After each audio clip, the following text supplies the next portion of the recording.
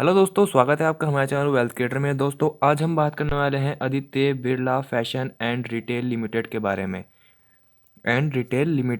में। दोस्तों अगर तक आपने चैनल सब्सक्राइब नहीं किया तो प्लीज़ सब्सक्राइब कर लीजिएगा ताकि आने वाली वीडियो नोटिफिकेशन आपको मिलती रहे। और दोस्तों वीडियो को लास्ट तक जरूर देखिएगा क्योंकि मैं लास्ट में आपको एक टिप दूंगा इस स्टॉक से रिलेटेड। और आपको इसमें बताऊंगा कि फंडामेंटली स्टॉक कैसा है और टेक्निकली स्टॉक कैसा है। फंडामेंटली और टेक्निकली दोनों एनालिसिस के अंदर हम करेंगे, फंडामेंटल भी और टेक्निकल भी दोस्तों। तो प्लीज़ वीडियो में लास्ट तक बने रहेगा और लास्ट में एक टिप भी जोड़ लीजिएगा जो मैं आपको दूंगा, वो बहुत ज़रूरी होगी। तो दोस्तों चलिए शुरू करते हैं।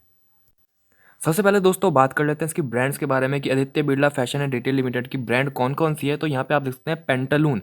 दोस्तों जी हाँ, पेंटालून ABFRL का ही है। और उसके बाद आदित्य बिरला फैशन इसका है, SF जीन्स इसका है, लुइस फिलिप्पी इसका है, वैन ह्यूसन का इसका है, एलन सोली इसका है। जैसे कि आप जानती है दोस्तों, ये ब्रांडेड कपड़ों में काम करता है, ब्रांडेड चीज़ों के ऊपर। तो जो देखिए यहाँ पे देख सकते हैं आप, जो वैन ह्यूसन है, एलन सोली है, लुइस फिलिप्पी है। तो दोस्तों ये बड़ी बड़े जो मॉल, वो जो बड़े बड़े शोरूम्स वगैरह होते हैं दोस्तों, उनका सबका मालिक यही है। आपने बहुत जगह देखे होंगे, बहुत ज़्यादा अमाउंट में इनके शोरूम आपको मिल जाएंगे। तो ये सब belong Aditya Birla Fashion and retail को ही करते हैं दोस्तों। आदित्य बिरला ही इसका जो है इसका मालिक है दोस्तों। इसके साथ दोस्तों एक दो ब्रांड ये भी देख सकते हैं आप यहाँ पे, पीटर इंग्लैंड, उसके बाद रैल्फ लॉरेन, पीपल, एनाबेला। मतलब इसकी यहाँ पे देख सकते हैं कम से कम 10 ब्रांड इसकी जो है यहाँ पर अवेलेबल है, जो कि सब ये सारी ब्रांड्स आती हैं Aditya Birla Fashion and retail limited के अंदर ही दोस्तों। अब इसका फंडामेंटल एनालिसिस देखते हैं दोस्तों, ये कैसा स्टॉक है और कैसा नहीं। दोस्तों अगर मैं बात करूं इसकी मार्केट कैप की, देखते हैं मार्केट कैप है 13,285 करोड़ की। ROC इसका 9.55% है, ROE -9.19% है, बुक वैल्यू 13 रुपीज़ है, करंट प्राइस 172 का चल रहा है, हाई 281 का लगाया था, लो 95.60 का लगाया था। डिविडेंड यहाँ पे देता नहीं है डिविडेंड, तो फेस वैल्यू इसकी 10 रुपीज़ है। दोस्तों हमेशा रिकमेंड करता हूँ कि जो भी ROC और ROE होती है वो 30% के आसपास होनी चाहिए, या फिर 30% से अबव हो तो और भी बेहतर यहाँ पे मानी जाती है, अगर 30% से अबव हो ROC है दोस्तों। लेकिन यहाँ पे आपकी 9.55% दिख रही है और ROE जो है वो तो नेगेटिव में ही है, -9.19 यहाँ पे नेगेटिव में जा रखी है। अगर मैं आपको ये भी बोलता हूँ कि अगर आपको ROC और ROE बहुत ज़्यादा अच्छी नहीं मिलती, 10 या 15 मिलती है, लेकिन उसके साथ आपको मिल जाती है यहाँ पे डिविडेंड यील्ड 1% से ऊपर, 1%, 2%, 3%, तो वो भी बहुत बेहतरीन मानी जाती है। उससे क्या होता है कि चलो स्टॉक इतना, कंपनी इतना ग्रोथ तो नहीं कर रही है, लेकिन चलो डिविडेंड तो कम से कम दे रही है। लेकिन यहाँ पे डिविडेंड भी नहीं है और साथ में यहाँ पे ROC और ROE भी हमें अच्छी दिखाई नहीं दे रही है दोस्तों। इसके बाद दोस्तों इसकी सेल्स देखते हैं सीधा, आखिर ये सेल्स किस टाइप कैसे कर रहा है इसकी सेल्स। तो यहाँ देखते हैं मार्च 2011 में इसने सेल्स की थी 13 करोड़ की, ठीक है। और जो आते आते यहाँ पे मार्च 2020 तक 8,743 करोड़ की यहाँ पे हो गई है, लगातार बढ़ती हुई आ रही थी। देखिए 13 से 17, 70 से यहाँ पर तो बड़े तगड़ा जंप लगाया 1285, लेकिन उसके साथ 8743, यानी कि सेल्स तो बहुत ही यहाँ पे तगड़ी हमें दिखाई दे रही है। और पैंडेमिक में दोस्तों ऐसा क्या आपको पता ही है, सब कुछ बंद हो गया था, सारे मॉल्स वगैरह, सारे जो भी था, पूरी मार्केट बंद थी। तो इस हिसाब से यहाँ पे काफ़ी इसका इम्पैक्ट पड़ा है, क्योंकि ये ज़्यादातर ये काम उन्हीं पे करता है, कपड़े वगैरह पे, जो ब्रांडेड कपड़े होते हैं या फिर शोरूम्स वगैरह पे, ये ज़्यादातर यहाँ पे इसके ब्रांड्स हैं। तो उसमें यहाँ पे काफ़ी इम्पैक्ट आया। लोगों ने देखो खाने के तो लाले पड़ रखे थे, तो कपड़े तो कहाँ से लोग इतने महंगे महंगे, ऊपर से महंगे भी होते हैं, लोग इतना महंगा तो कहाँ से खरीद पाते हैं। महंगा होता है, ब्रांडेड होता है, तो दोस्तों अच्छा भी होता है, ऐसा कुछ नहीं है कि अच्छा भी होता है, तभी ब्रांडेड चीज़ें महंगी मिलती है। उसके बाद दोस्तों ऑपरेटिंग प्रॉफिट की बात करूँ तो वो भी यहाँ पे 0 करोड़ था, 1 करोड़ था, और उसके बाद अब आके 1270 करोड़ हो गया। और जो ये पेंडेमिक में इंक्लूड कर दूँ तो 212 करोड़। तो देखो यहाँ पे तो लाजमी सी है कि यहाँ पे जो गिरावट नज़र आ रही है वो तो नॉर्मल सी है। तो सब कंपनी के साथ जो मार्केट से जुड़ी हुई कंपनी थी, सीधा सीधा उन पर तो असर बहुत तगड़ा पड़ा है। लेकिन यहाँ पे देखिए आप, मार्च 2020 तक की बात करता हूँ तो सेल्स भी तगड़ी थी और यहाँ पे ऑपरेटिंग प्रॉफिट भी तगड़ा था दोस्तों। उसी के साथ दोस्तों यहाँ प्रॉफिट बिफोर टैक्स की बात करूँ तो यहाँ पे 0, फिर 2 करोड़, उसके बाद यहाँ पे लॉस -69 करोड़ का, 188 करोड़ का लॉस, 228 करोड़ का लॉस, ठीक है। फिर 110 करोड़ का लॉस। फिर कंपनी यहाँ पे आई प्रॉफिट के अंदर 149 करोड़ तक प्रॉफिट में आई। और ये मार्च की बात करूँ दोस्तों, -9 करोड़, यानी कि 9 करोड़ का फिर लॉस हो गया, ठीक है। उसी के साथ यहाँ पे देख सकते हैं आप -856, ये है पेंडेमिक को इंक्लूड कर दूँ तो -856, यानी कि 156 का यहाँ पे भी लॉस हो गया, ठीक है। नेट प्रॉफिट की बात करूँ तो वो भी 0, 1, ठीक है, बढ़िया था। फिर -69, यानी कि फिर लॉस हो गया। और बात करूँ मार्च 2020 तक की, वो भी -145, 145 करोड़ का लॉस हुआ, और पेंडेमिक इंक्लूड कर दूँ तो -755। यानी कि कहीं ना कहीं दोस्तों यहाँ देख सकते हैं स्टॉक की बहुत ही ज़्यादा बुरी हालत यहाँ पे दिखाई दे रही है, आप देख सकते हैं। ठीक है, जिस कंपनी को प्रॉफिट ही नहीं हो रहा है, यहाँ बीच में थोड़ा बहुत हुआ था, जिस कंपनी को प्रॉफिट ही नहीं हो रहा, वो कंपनी आपको डिविडेंड कहाँ से प्रोवाइड करेगी? तो ये तो नॉर्मल सी बात है कि भाई कंपनी डिविडेंड यहाँ पे नहीं पे कर सी आप तो आपको पे नहीं कर सकती। और अर्निंग पर शेयर की बात करूँ दोस्तों, अर्निंग पर शेयर भी यहाँ पे -18.12 से -1.68, और यहाँ पेंडेमिक में -8.98, यानी कुछ भी यहाँ पे पॉजिटिव सा दिखाई मेरे को नहीं दे रहा है। सेल्स के अंदर, प्रॉफिट के अंदर, मतलब सेल्स तो फिर भी काफ़ी हद तक इंक्रीज हुई है, लेकिन उस हिसाब से प्रॉफिट यहाँ पे इंक्रीज होता है वो कहीं भी नज़र नहीं आया। ठीक है, जिस हिसाब से यहाँ पे सेल्स हुई थी इसकी, मार्च 2020 तक सबसे तगड़ी सेल्स हुई थी, 8,000 करोड़ से भी यहाँ पे देख सकते हैं आप यहाँ पे ऊपर कि इसकी सेल्स हुई थी लगभग लगभग 8,743 करोड़ की सेल्स हुई। तो यहाँ पे प्रॉफिट क्या हुआ? कद्दू कुछ प्रॉफिट नहीं हुआ यहाँ पे, बिल्कुल कंपनी यहाँ पे कुछ भी प्रॉफिट यहाँ पे कंपनी को नहीं हुआ है दोस्तों। इसी के साथ दोस्तों बैलेंस शीट पे आ जाते हैं। बैलेंस शीट की बात करूँ, देखिए सबसे इंपॉर्टेंट होता है कि रिजर्व ज़्यादा हो और इसकी बोरोइंग कम हो। भाई रिजर्व होगा तभी तो शेयर होल्डर है उन्हें मज़ा आएगा, उन्हें तभी तो बोनस वगैरह, डिविडेंड वगैरह उन्हें प्रोवाइड होंगे। लेकिन यहाँ पे जो रिजर्व पड़ा है 193 करोड़ का रिजर्व पड़ा हुआ है। ठीक है, और यहाँ पे आप देख सकते हैं जो इसकी बोरोइंग है वो 5216 करोड़ की है, यानी कि 5216 करोड़ की यहाँ पे नज़र आ रही है। तो दोस्तों ये देखिए आप, ये 5216 कोई कम नहीं है, और जो रिजर्व है वो 193, ये नेग्जिलेबल है। कहीं जगह आपने देखा होगा कि रिजर्व तो 5216 होता है, लेकिन जो बोरोइंग होती है 193 की होती है, तो ऐसी कंपनी अच्छी मानी जाती है। लेकिन फिलहाल यहाँ पे बोरोइंग जो है वो 5216 की है, और जो रिजर्व है 193 करोड़ का। रिजर्व भी देखिए 412 करोड़ से 193 करोड़ हो गया। ठीक है, उससे पहले 655 करोड़ का था, फिर 412 हुआ, फिर 193। तो मतलब कुछ भी पॉजिटिव साइन कंपनी के अंदर इतने दिखाई नहीं दे रहा है। कई जगह आपने वीडियो देखी होगी, बहुत सारे लोग कह रहे हैं कि फ्लिपकार्ट ने इसमें बाइंग करी है तो खरीद लो। अरे खरीदेंगे तो तब ना जब हमारे पास पैसा होगा, वो भी इसी ऐसी सड़ी हुई कंपनी में लगाने के लिए। सड़ी हुई भी देखो, मैं ये बता दूं आपको, 100 में से जो, अगर आप 100 लोग वीडियो देख रहे हो तो 100 में से 90 लोगों को मेरी बात से एग्री करेंगे, लेकिन 10 लोग अभी भी ऐसे होंगे जो बोलेंगे नहीं जी आप गलत बोल रहे हो। ठीक है, लेकिन अगर आपको लगता है मैं सही बोल रहा हूँ तो कमेंट बॉक्स में मेरे को जरूर बता दीजिएगा। कोई कुछ सवाल भी रहेगा इस कंपनी से पूछने वाला है तो वो भी मेरे को जरूर बता दीजिएगा। ठीक है, तो देखो मेरे को ना तो बैलेंस शीट कंपनी की पसंद आई, ठीक है, और ना ही मेरे को पसंद आया इसकी सेल्स और प्रॉफिट जो था। ठीक है दोस्तों, यहाँ पे आप देखते हैं फिक्स एसेट भी यहाँ पे 4728 करोड़ के थे, जो कि पेंडेमिक में 4507 करोड़ के हो गए। यानी कि यहाँ पे फिक्स एसेट भी गिरते हुए नजर आए। तो मतलब कहीं ना कहीं हर जगह यहाँ पे एक नेगेटिव सा इम्पैक्ट कंपनी डाल रही है कि बोरोइंग तो बहुत ज़्यादा है, बहुत ज़्यादा है। ठीक है, रिजर्व है नहीं। ठीक है, ऊपर से यहाँ पे फिक्स एसेट भी थोड़े बहुत कम हुए हैं, और लॉस भी कंपनी को लगातार हो ही रहे हैं, कोई गिरावट नहीं है लॉस के अंदर। ठीक है, तो ये जो चीज़ें होती हैं ये काफ़ी मैटर करती हैं इन सब चीज़ों के अंदर दोस्तों। इसी के साथ यहाँ पे दोस्तों मैं बात करूँ इसकी शेयर होल्डिंग पैटर्न के बारे में, देखते हैं शेयर होल्डिंग पैटर्न में यहाँ पे 59.76% की प्रमोटर की होल्डिंग है, और एफ आई आई की 6.28 है, और डी आई आई की यहाँ पे 21.73 यहाँ पे दिखाई दे रही है, और गवर्नमेंट की 0.59, और पब्लिक की 11.12, और अदर्स की 0.52।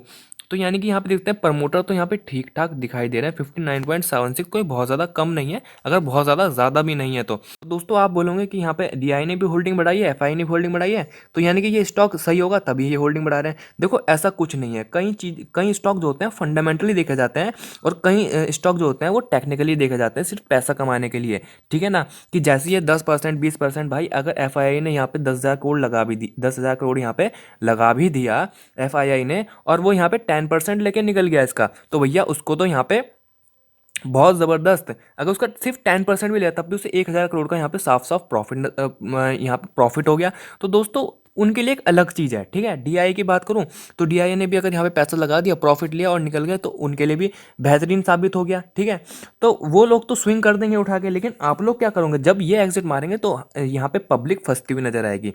ठीक है, फिर स्टॉक नीचे भागने लगता है, जब ये लोग खरीदते हैं तब स्टॉक ऊपर भागता है, जब ये लोग बेचते हैं स्टॉक नीचे जाता है। यही तो होता है मार्केट के अंदर, होता क्या है। लेकिन अगर कंपनी अच्छी है भाई, कंपनी यहाँ पे टीसीएस, हुल जैसी कंपनी, रिलायंस जैसी कंपनी है, तो अगर ये लोग बेच रहे हैं और हमें पता है कि कंपनी फंडामेंटली स्ट्रांग है, ये लोग प्रॉफिट बुकिंग कर रहे हैं, हमें पता है कंपनी फंडामेंटली स्ट्रांग है, अपने सही बाइंग प्राइस पर रखे, तो भाई हम क्यों नहीं खरीदेंगे, जरूर खरीदेंगे।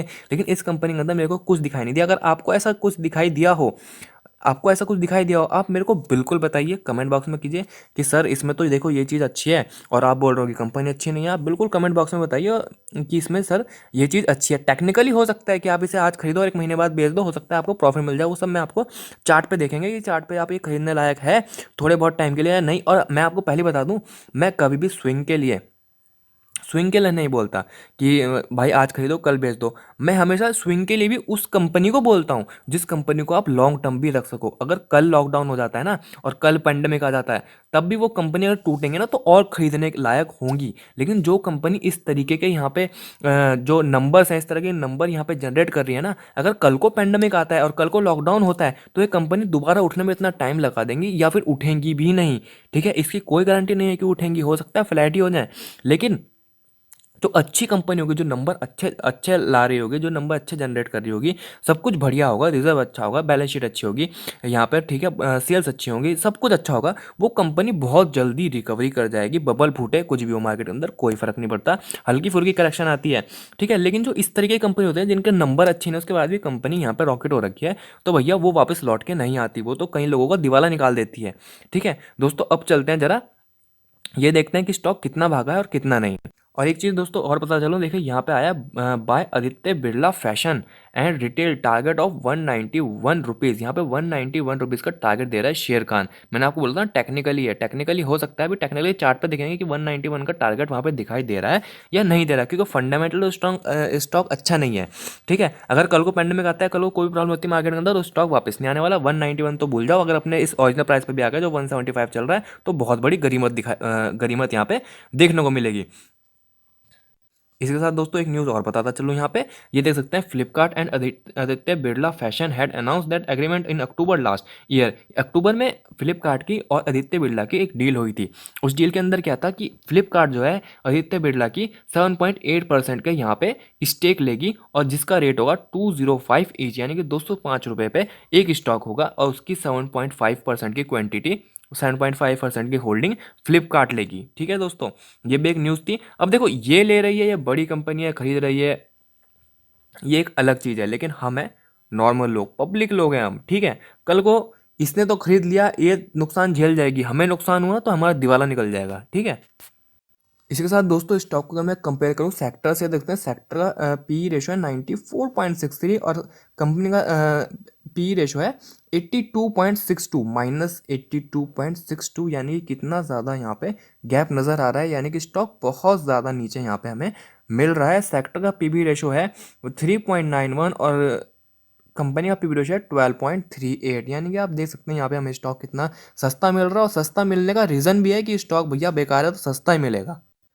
इसके साथ दोस्तों मैं यहाँ पे बात करूँ 1 वीक के बारे में, एक हफ्ते के स्टॉक की क्या हुआ है, तो एक हफ्ते के अंदर -2.08, यानी कि 2% यहाँ पे स्टॉक फ्लैट है। बात करूँ दोस्तों एक मंथ के बारे में, एक महीने के बारे में, देखते हैं 13% के यहाँ पे पॉजिटिव रिटर्न यहाँ पे जनरेट करके दे रहा है स्टॉक। बात करूँ दोस्तों एक साल के बारे में, यानी कि एक साल के अंदर -25.56, यानी कि 25% अभी भी स्टॉक फ्लैट है। हालांकि मार्केट अपने ऑल टाइम हाई पे यहाँ पे हमें दिखाई दे रही है उसके बावजूद भी। और यहाँ पे बात करूँ दोस्तों 5 साल के बारे में, 5 साल में भी इसने लोगों का सिर्फ दिवाला ही निकाला है और कुछ नहीं किया। -17.52% रिटर्न 5 साल के अंदर भी। दोस्तों जो स्टॉक 5 साल के अंदर रिटर्न जनरेट करके नहीं दे रहा, उसके नंबर भी उसी तरह से ही हैं, मैंने आपको दिखा दिए हैं। क्यों ये स्टॉक 5 साल के अपने 5 साल में भी रिटर्न नहीं दे पा रहा है, उसके रीज़न क्या है मैंने आपको दिखा दिए हैं। बहुत तगड़े तगड़े रीज़न है दोस्तों इसके। दोस्तों हम आ गए हैं यहाँ पे इसके चार्ट पे, और मैं बात करूँ यहाँ पे स्टॉक की जो RSI है वो चल रही है 54.80, यानी कि स्टॉक यहाँ पे कांस्टेंट चल रहा है, ना तो ओवरसोल्ड जोन में है और ना ओवरबाउट जोन में है। यहाँ से स्टॉक गिर भी सकता है और यहाँ से स्टॉक उठ भी सकता है, यानी कि RSI से तो कुछ हम इतना कह नहीं सकते कि स्टॉक भागेगा नहीं। अब बाकी देखते हैं यहाँ पे कैंडल्स में क्या यहाँ पे शो हो रहा है दोस्तों। तो दोस्तों के साथ आपको बताता चलूँ कि जो इसकी ये रेड लाइन शो हो रही है ये वाली, ये इसका 200 डे मूविंग एवरेज है, 200 डे मूविंग एवरेज, जो कि यहाँ पे निकल के आता है 138.62 का, यानी कि 138 रुपये का 200 डे मूविंग एवरेज यहाँ पे दिखाई दे रहा है। और साथ ही दोस्तों बात करूँ यहाँ पे स्टॉक का इस वक्त प्राइस कैसे चल रहा है, वो चल रहा है 171.55, 171 रुपये। ठीक है, इससे पहले 195 रुपये तक यहाँ पे स्टॉक चला गया था, लेकिन वहाँ से इसने काफ़ी लंबी कैंडल बनाई और काफ़ी नीचे यहाँ पे गिरता हुआ स्टॉक नज़र आया दोस्तों। तो यहाँ पे आप देख सकते हैं अप्रैल में दोस्तों, यहाँ पे आप देख सकते हैं अप्रैल में मतलब पैंडेमिक से पहले स्टॉक यहाँ पे ट्रेड कर रहा था इस वक्त 286 के रुपीज़ पे। लेकिन जब उसके बाद पैंडेमिक आया और सारी मार्केट टूटी तो स्टॉक आ गया सीधा लो पे अपने। और जो इसने यहाँ पे लो मैंने आपको दिखाया था, यहाँ पे लो लगाया था इसने 97 रुपीज़ के लगभग लगभग। और फिर स्टॉक स्टॉक यहाँ से भागना शुरू किया। ठीक है, मार्केट अपने ऑल टाइम जो जितनी मार्केट यहाँ पे चल रही थी ना, उससे भी बहुत ज़्यादा गुना, मतलब यहाँ पे चल रही थी 12,000 और इस वक्त चल रही है मार्केट 14,000। 14,000 यहाँ पे मार्केट चल रही है और इस वक्त चल रही थी यहाँ पे 12,000। ठीक है, और 12,000 पे ये 290 रुपये के अप्रॉक्स यहाँ पे ट्रेड कर रहा था। लेकिन जब 14,000 मार्केट चल रही है तब ये 171 रुपये 55 पैसे यहाँ पे ट्रेड कर रहा है। ठीक है, तो यानी कि पूरी मार्केट में यहाँ पे रैली आई, पूरी मार्केट भाग चुकी, सारे स्टॉक भाग चुके, अच्छे स्टॉक गंदे स्टॉक सब भाग गए। लेकिन ये स्टॉक यहाँ से जो टूटा उसके बाद यहाँ पे कुछ भी यहाँ पे इतना ज़्यादा वापस भाग नहीं पाया। जबकि कई स्टॉक तो ऐसे थे जो कि अपने इस वाले हाई को कब का क्रॉस करके यहाँ से निकल चुका है, लेकिन स्टॉक नहीं भाग पाया। तो भैया उसके पीछे रीज़न क्या है? तो रीज़न यही है उसके पीछे, देखो कंपनी के नंबर अच्छे नहीं है, कंपनी के हालात अच्छे नहीं है। ठीक है, कंपनी में थोड़ी सी यहाँ पे गड़बड़ है। दोस्तों अगर आप इसको बाय करने की सोच रहे हैं कि भैया मैं इसको खरीद लूँ, ठीक है, मैं इसको खरीद लूँ, तो मेरी रिकमेंडेशन है भैया इसको मत खरीदना। अगर आप सोच रहे हो कि भैया मैं इसे खरीद लूँ, ब्रांडेड चीज़ें बेचता है, अच्छी चीज़ें बेचता है, बिल्कुल कोई ज़रूरत नहीं है। इससे भी कई गुना अच्छी अच्छी कंपनी मार्केट के अंदर सर्वाइव कर रही हैं, जिसमें से एक कंपनी है VIP इंडस्ट्रीज़। VIP इंडस्ट्रीज़ दोस्तों, VIP इंडस्ट्रीज़ क्या अगर आपको वीडियो देखना है तो ऊपर आई बटन में क्लिक करके देख सकते हो। बेहतरीन कंपनी है, बहुत बढ़िया कंपनी है। अगर आपको सही प्राइस में मिलती है तो आप बिल्कुल खरीदिए। अगर मार्केट टूटती है, वो नीचे आती है, उसको खरीदिए। बहुत ही, मैं आपको बताता चलूँ, VIP इंडस्ट्री बैग की कंपनी है। VIP के बैग्स आते हैं और स्काई बैग्स वगैरह आते हैं, वो सब उसी का ही है। वीडियो देखोगे आपको सब कुछ पता चल जाएगा। बेहतरीन कंपनी है, बहुत बढ़िया कंपनी है। उसके बाद दोस्तों दूसरी है पेज इंडस्ट्रीज़। अगर आपने बाय करना है, पैसा अच्छा खासा आपके पास, पेज इंडस्ट्रीज़ बाय कर लो। बेहतरीन कंपनी है, बहुत बढ़िया कंपनी है, कोई दिक्कत वाली बात नहीं है पेज इंडस्ट्रीज़ में भी।